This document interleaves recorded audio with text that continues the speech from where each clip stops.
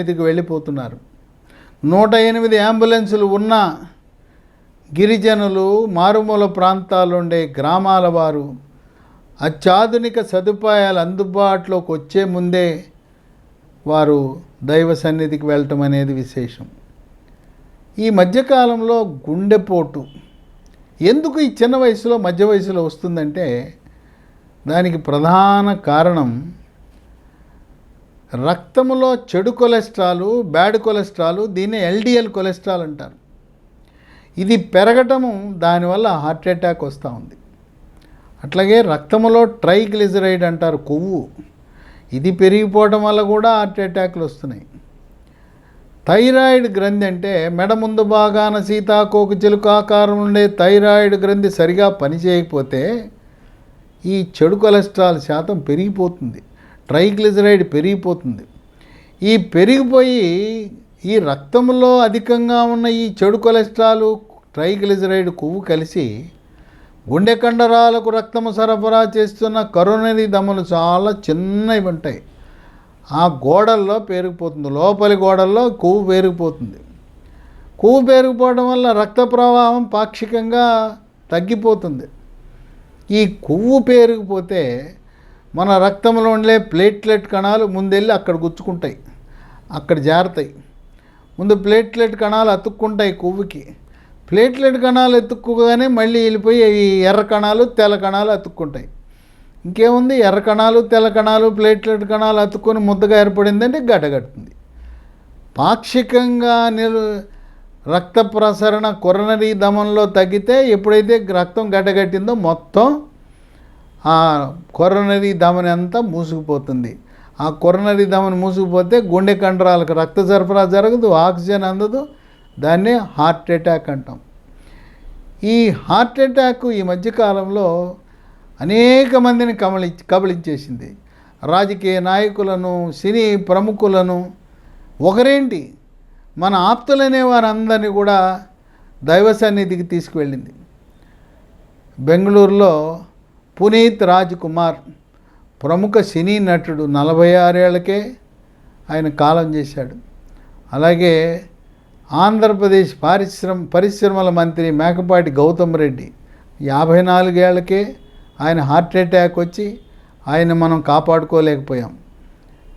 Tennis ఆడుతుంటే tennis కోర్టులోనే కుప్పకూలిపోవటం, shuttle ఆడుతుంటే shuttle కోర్టులోనే కుప్పకూలిపోవటం, పెళ్ళి కాకముందే హార్ట్ అటాక్, పెళ్ళి నిశ్చితార్థమైన తర్వాత ఇంకా ముహూర్తం ఖరారు చేసుకుని శుభలేఖలు పంచుకుంటూ ఉండగానే హార్ట్ అటాక్తో మరణించడం. ఇవన్నీ కూడా ఈ హార్ట్ అటాక్లు అధికంగా రావడానికి కొన్ని ప్రత్యేక కారణాలు ఉన్నాయి. థైరాయిడ్ సరిగా పనిచేయకపోవటం, తర్వాత స్థూలకాయము, భారీకాయం, షుగరు, బీపీ, తర్వాత బీడీ, సిగరెట్టు, చుట్టా, గుట్కా, పాన్ పరాగు, నస్యము, జరదా, కిళ్ళి, కారా కిళ్ళి, పొగాకు ఉత్పత్తుల వినియోగం వల్ల నికోటిన్ అనే ఒక భయంకరమైన విష పదార్థము అది కరోనరీ ధమనులు మూసుకుపోయేలా చేస్తుంది. మీకు నిజంగా చిత్తశుద్ధి ఉంది, మీ భార్య పోరుతుంటే, మానాలని ఉంటే, ఈ పొగాకు ఉత్పత్తులను పూర్తిగా దరిచేరకుండా చేయాలంటే ఒక ట్యాబ్లెట్ మార్కెట్లోకి అందుబాటులో వచ్చింది.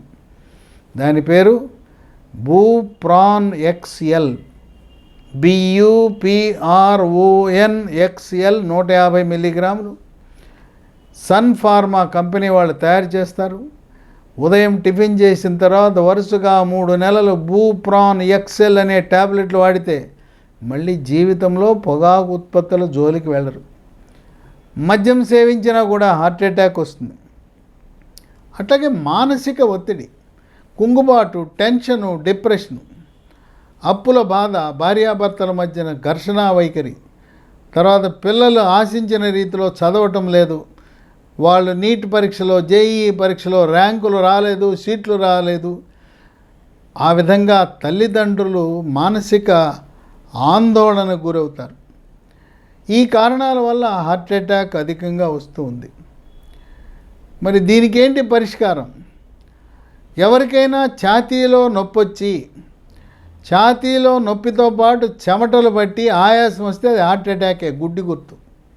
చాలామంది ఏంటంటే ఛాతీలో నొప్పి రాగానే ఇది గ్యాస్ ట్రబుల్ అని చెప్పి జెలుసులు ఇద్దామా, శుక్రాలు ఇద్దామా, ప్యాంటోసిడ్ ఇద్దామా, ఓమేజ్ ఇద్దామా అని చెప్పి ఏదో గృహ వైద్యం చేస్తుంటారు.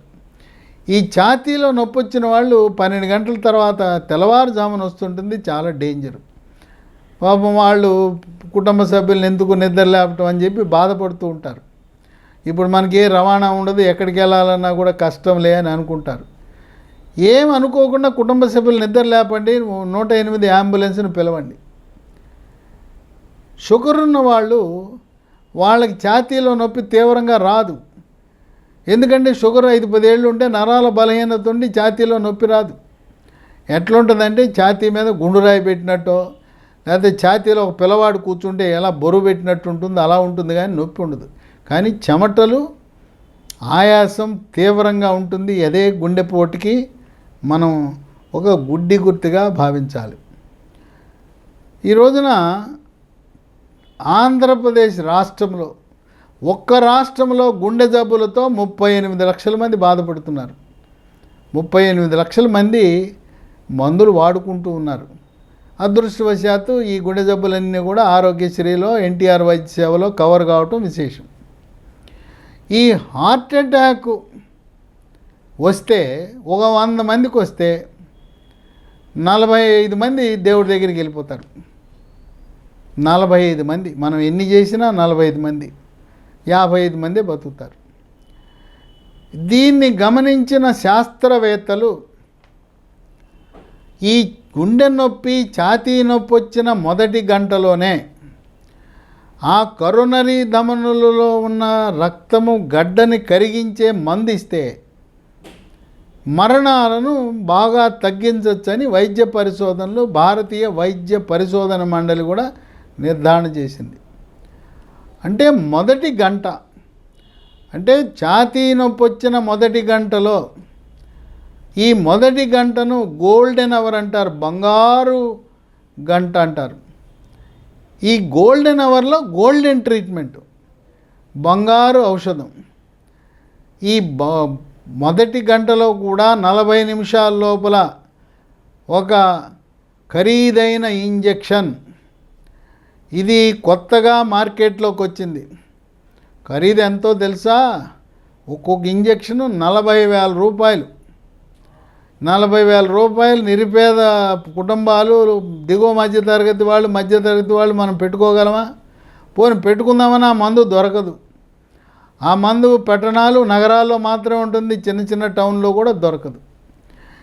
ఈ మందు రక్తము గడ్డను కరిగించే మొదటి గంటలో ఇవ్వవలసిన మందు పేరు టెనెక్టేప్లేస్ అంటారు. ఇది రక్తపు గడ్డను కరిగించే మందు. దీన్ని ఆంధ్రప్రదేశ్ ప్రభుత్వం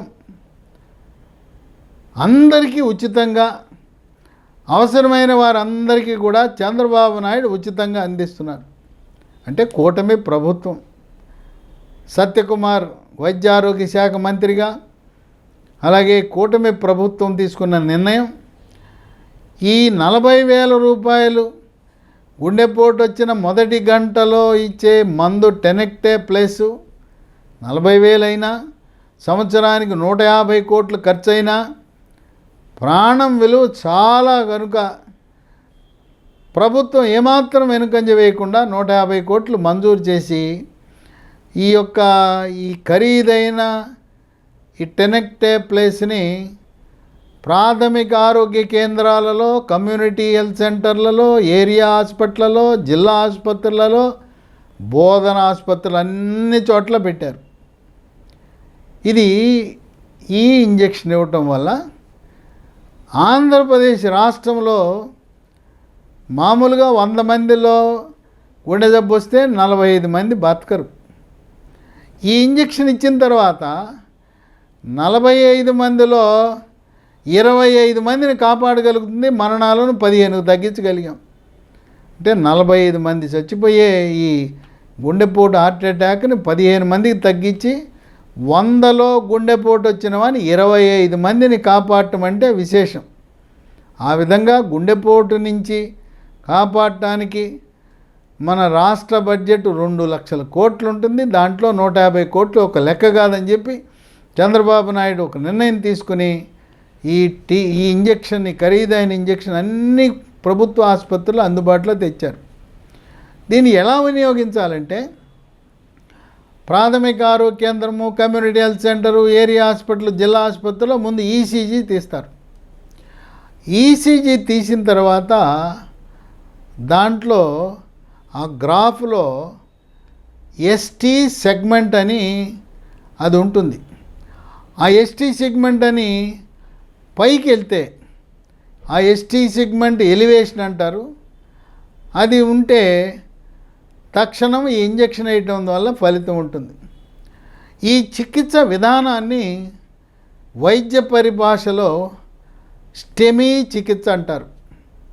స్టెమీ అనగా ST elevation, ST segment elevation, myocardial infarction. Myocardial infarction అనగా మయోకార్డియం అంటే గుండె కండరము, ఇన్ఫాక్షన్ అనగా కూలిపోతుంది. గుండె కండరానికి రక్త సరఫరా ఆగిపోతే గుండె కండరం కూలిపోతుంది. ఎట్టా షుగర్ ఉన్న వాళ్ళకి కాళ్ళకు వెళ్ళే రక్తనాళాలు మూసుకుపోవటం వల్ల కాళ్ళ వేళ్ళు నల్లబడిపోయి, ఎండిపోయి, నల్లగైపోయి కుళ్ళిపోతాయో, అదేవిధంగా గుండె కండరాలు కుళ్ళిపోయేదాన్ని మయోకార్డియల్ ఇన్ఫాక్షన్ అంటారు. ఈ స్టెమీ చికిత్స అనేది భారతదేశంలో ప్రభుత్వ పరంగా అమలు చేస్తున్న ఏకైక ప్రభుత్వం ఆంధ్రప్రదేశ్ ఎన్డీఏ కూటమి ప్రభుత్వం.